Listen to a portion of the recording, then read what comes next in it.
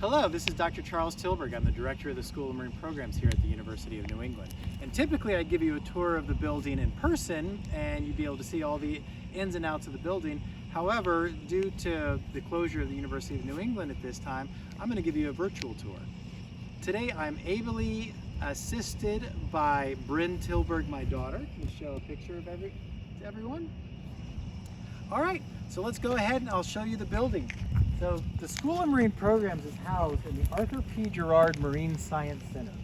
It's a building that is 28,000 square feet and it houses all of the School of Marine Programs. The School of Marine Programs, there's about 250 students in it and it houses 4 majors. It houses marine biology, oceanography, marine affairs, and marine entrepreneurship. We also share a 5th major, aquaculture and aquarium sciences, with the Department of Biology. This building was built in 2001 and it is a state-of-the-art building. In fact, if you look, you can see solar panels all along the top of the building, which supplies a good part of the electricity in our building. Now, this is the building where our students take the majority of their marine science and marine programs classes, where they do the majority of their research, and it's also their home base for any research that they do outside of the area when they get on one of our 4 different research vessels. So let me show you the building.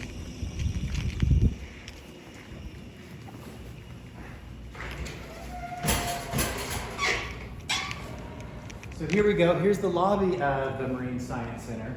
And what is by far the best part of the lobby is this wonderful view of the Saco River estuary.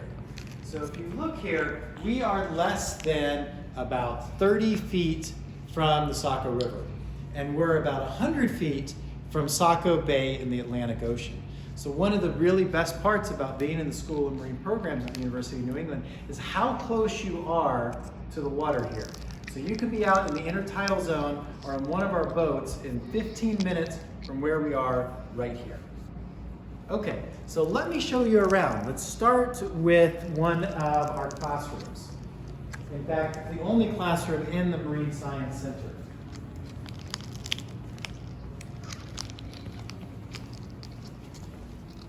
So this classroom is a typical classroom, but what I want you to notice about it is that it's rather small.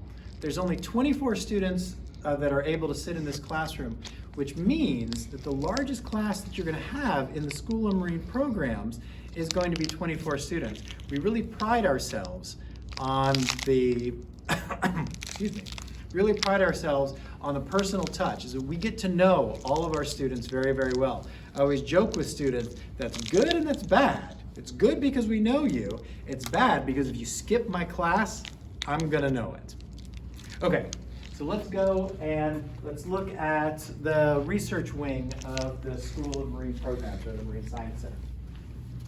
So there's research labs all throughout the building. Here's a couple windows so you can see into a couple of them. This is the first lab, and this is the aquaponics lab. And this is a partnership between Aquaculture and Aquarium Sciences and the Marine Science Center. And what we do here is we grow plants that we're able to then put throughout the entire campus. The next room is a recirculating aquaculture system. And the beauty of this system is that this is a system that is all enclosed and allows us to grow fish from rather small, from less than 6 inches, to much larger. And so although there's no fish in there now, by the fall we're going to have salmon in there that are going to be anywhere from this big up to this big. And what we're going to be able to do with those salmon is we're going to be able to strip the eggs off of them and deposit those eggs back in the Saco River. This is a partnership with the Saco Salmon Rehabilitation and Hatchery. And we are working with them to come up with a plan to get salmon back in the Saco River. Now, all of this, when I say we, is done by students. The majority of our research is conducted by students. In fact, more than half of all of our students here do research as part of their program. In fact, right now, 52% of all the students in the School of Marine Programs are doing research with a faculty member. One other lab is the Fisheries Ecology Lab. And this is a work done by Dr. Kathy Ono, where she is looking at what are the effects of different lobster traps on cod. One of the problems that we have in the Gulf of Maine is we have something called ghost traps. Ghost traps are traps that are somehow get broken away from their buoys and they move through the Gulf of Maine. The problem with that is that anything that gets caught in there ends up dying. So what we're trying to do is come up with lobster traps that exclude cod and other fish from getting inside them. Okay, so let's go back to the lobby, and a couple of things that I want you to see in the lobby is one is a project that was done a couple of years ago by a few of our marine science majors, and that we were donated a whale that had washed up in Massachusetts. And they stripped off all the flesh and they created this fantastic skeleton of a pygmy sperm whale. And one of the coolest things about it is that behind that is from an art class here at the University of New England, where they painted what the pygmy sperm whale looked like when it was still alive. Something else that I want you to notice are our different research vessels. We have the RV Sharkology, which is a 30-foot speedboat, which is used to study sharks. We have the RV Sokoke, which houses 30 students, so an entire class can go out on the water at one time. And we also have two smaller boats. We have the RV Lear and the RV Vitruvius, which are a 17-foot and a 23-foot boat that our faculty and our graduate students use when they go out to study the area. Okay. So now I want to show you some of our teaching labs and some of our labs downstairs. So this is a 2-story building. Now, one of my absolute favorite things about this is also Ram Island. So if you look over there, that is Ram Island. That is an island that was donated by Arthur P. Gerard a couple of years ago to the University of New England and is now used by us to do research. It's about 2 miles away from where we are right now. So you can literally be on that island 30 minutes from right now. It take about 15 minutes to walk over to our docks and about 15 minutes on the RV Sokoke out to the island. So here at the University of New England, we are not going, your labs are not going to be in just the building. They're going to be in the intertidal zone, they're going to be out on the water, and they're going to be on different islands. So let me show you a couple of our labs now.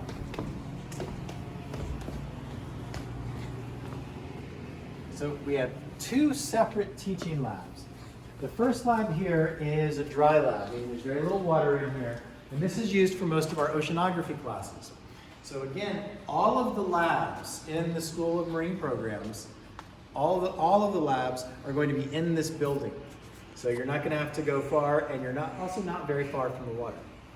Here's the second lab, which is a wet lab. And what I mean by a wet lab is that we have access to seawater directly. So if you look at these great pipes up here, this pumps seawater directly from the big tank that's outside of the Marine Science Center and directly from the Saco River Estuary. So we're able to get animals here into seawater, and we don't have to manufacture seawater, we don't have to truck seawater from miles away. And that allows us to have animals such as Archie, the blue American lobster. So Archie's a little shy, so he's in his house right now. But Archie is a blue lobster, so that is a genetic mutation that he has that makes, excuse me, that genetic mutation makes his shell blue. We also have sea stars. So we have a bunch of sea stars that our students and our faculty work with. We have green crabs up here, which is an invasive. So Dr. Marcus Frederick is working with green crabs to see if he can come up with why their physiology makes them so successful in this area. Okay, now I'm going to show you one of our research labs.